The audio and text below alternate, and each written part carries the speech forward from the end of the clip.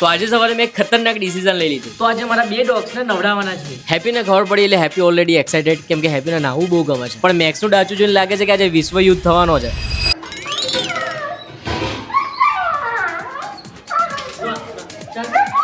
તો મેક્સભાઈને જેમ તેમ કરીને ચોકડીમાં તો લાવી દીધો, પણ દુનિયાનું સૌથી અઘરું કામ મેક્સભાઈ નવડાવવું. મેક્સભાઈ એવું રિએક્ટ કરતા હતા ને જાણ્યું એને નવડાવતો નહીં, એનું બ્રેકઅપ કરાવતો હોય. અને સાચું કહું તો યાર આ મેક્સને ચોખ્ખો કરવામાં હું ગંદો થઈ ગયો. એના વાળ એવા શરીરમાં ચોટ્યા છે ને કાંટાની જેમ ખૂંચે છે. મેક્સના મેન વસ્તુ શું ખબર, એને આવી રીતે સ્ક્રબ કરીશ ને તો એને ગમશે, પણ પાણી નહીં નાખવાનું.